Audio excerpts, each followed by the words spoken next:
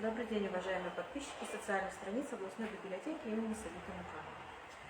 Сегодня мы с вами поговорим о guided reading, approach for improving reading literacy. And by the end of the session, you will know how to present a guided reading approach for improving reading literacy, introduce the key elements of the guided reading approach, show the steps and strategies of scaffolding, and share with experiences of implementing a guided reading approach. Okay, and what is reading literacy? First of all, let's start with the definition of what literacy is. Literacy is the ability, confidence, and willingness to engage with language to acquire, construct, and communicate meaning in all aspects of daily living. Also, language is explained as a socially and culturally constructed system of communication. As for reading literacy, it is defined in PISA as ability to understand, use, and reflect on written text in order to achieve one's goals, to develop one's knowledge and potential, and to participate effectively in society. Now, let's move on to guided reading, and first I'd like to show you a video which explains what guided reading is. Hi, my name is Anne Glass. I'm a reading and learning specialist at a private school in New York City, and I work with kindergartners through third graders on reading, word study, and writing skills. In addition to being a reading specialist and a learning specialist, I'm also a parent, and today I'm going to talk to you about topics in reading. Guided reading refers to a method of reading instruction in which one teacher will work with a small group of students, usually about 4 or 5, all reading the same text. This would be a book that the teacher has selected that is going to be on the level of all the students in the group, which also suggests another thing about guided reading, that these are homogeneous groupings. They are not heterogeneous, but they are based on the level of reading that each of the students is at in that group. The teacher will select a text, and the students will take turns reading round-robin style, with the teacher monitoring for accurate decoding and fluency. She might also interrupt periodically to ask questions about comprehending the text. Students will take turns reading a page or two at a time, depending on the text that they're reading, and will often have to answer questions or have a discussion about the text at the end of the guided reading session. Guided reading sessions generally last about 15 to 20 minutes. Guided reading is a great way for classroom teachers to give individual attention to their students and have an opportunity for them to read orally, which often doesn't happen in a class of 20 or 25 with one teacher. While a guided reading session is going on, the rest of the class can be reading independently.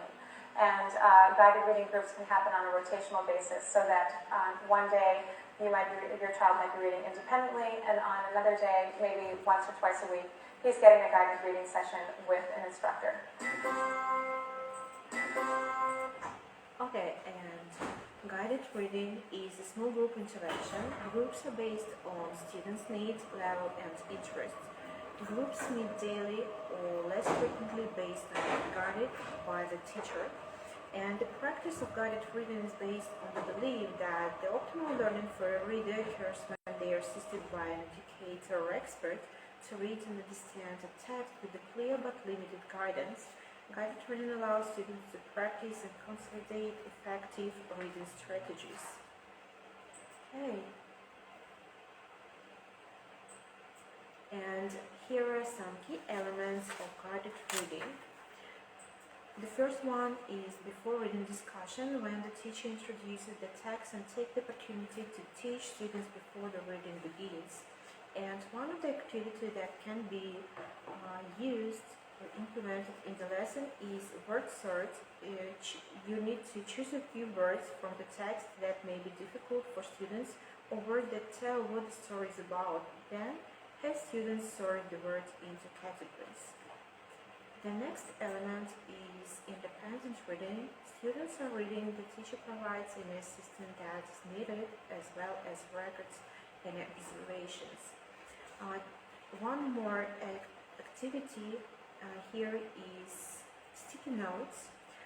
During the reading, students write down anything that they want to on the sticky notes. It can be something that interests them, a word that confuses them, or a question or command they may have anything at all.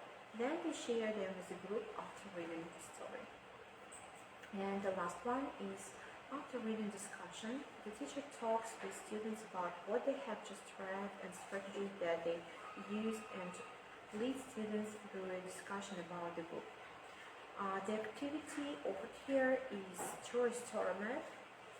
After reading, students choice story map, and they can include there some basic or main events that happen there, or maybe some character descriptions, problems, solution, title, also everything they want. Scaffolding. Now we are going to speak about scaffolding, and guided reading helps students develop greater control over the reading process through the development of reading strategies which assist decoding and construct meaning. The teacher guides or scaffolds the students as they read, talk, and think their way through the text. That's why it's very important to use different scaffolding techniques. Scaffolding is a method which involves breaking learning into chunks to make the material or skills easier for students to master. Scaffolding consists of several parts. One of them is front-loading new or technical vocabulary, highlighting the language structures or features of a text, focusing on a decoding strategy that will be useful when reading, teaching fluency and or promoting the different level of comprehension, literal, inferential, and evaluative. And here are some guide reading strategies. The first one is prediction, the next one clarification and questioning, and summarizing. And prediction encourages students to draw on their own prior learning and experience to allow them to make educated guesses on what they may follow in the story. Prediction activities are great activities to hone your students' predictive abilities and comprehension skills, and they can be repeated often. They also have the added advantages of requiring very little preparation by the teacher. You need to ask some questions about what the title is about, or what is the book is about based on title. What information does the blog reveal about author, what they know about author's illustration. They try to analyze the illustrations and predict what the book will be about. Cover and genre are also important to analyze. And here is a short part that show how to implement this part in the lesson in the classroom.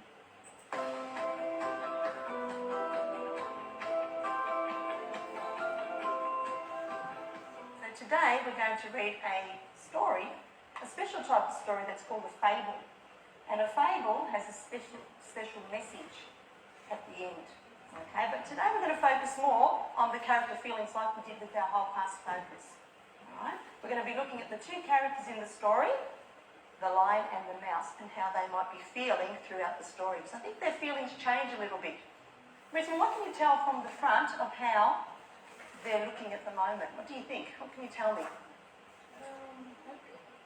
Happy. Okay, who looks like they're happy? Lion. Okay, what makes you think he's happy? Smile. It's got a bit of a smiling face. What about the mouse, Nora? How do you think the mouse might be feeling? Worried. He might be worried. What's giving you a clue that he might be worried? But at the end of the story, maybe the lion will eat the mouse. Alright, we're going to have a couple of words in our story that we might have to have a look at. Now, does anyone know what these ones are? They're verbs. Laughed. I thought it laughed. How did you know that word was laughed? Because I have that in my hand reader. That's one of my words in my hand reader. Good job. So you've already seen this word in lots of other books. Okay, good. So I wonder who's laughing in this book. What if the mouse is going to laugh, or the lion is going to laugh? Let's see. This is another verb. It's a sound that the lion makes. What is it, Nora? Roared. And we've got our ending here, a little bit like laughed, because it's already happened. This story is in like the past tense. Okay, here is a sample how it's implemented in the classroom. And the next strategy is clarification and questioning. In terms of guided reading, clarification refers to first identifying the difficult parts of text before making sense of them through a variety of clarification techniques. These techniques can be as simple as looking up a word in a dictionary. There are other tools available to students. However, often when students look up the meaning of a word in a dictionary, it helps clarify the meaning of that part of the text in the short term. But sometimes the word definition is not retained for the next time the students come across it. Sometimes it's better for the students to use other techniques to work out the meaning, such as employing contextual clues. To support students, while discussion, some clarification question prompts can be used as scaffolding to help students identify the areas of the text they are unsure of before moving to the question prompts, to help them begin to work out the meaning and significance within the text. And the last strategy is summarizing. Summarizing is an important skill for students to develop. It helps students to identify the most important part of a text or story and to learn to ignore irrelevant details and information too. Students who practice summarizing learn to integrate the details and the main ideas of a text in a meaningful way. And to encourage your students to summarize the text, ask them to answer the following 4 questions. What are the main ideas in the piece?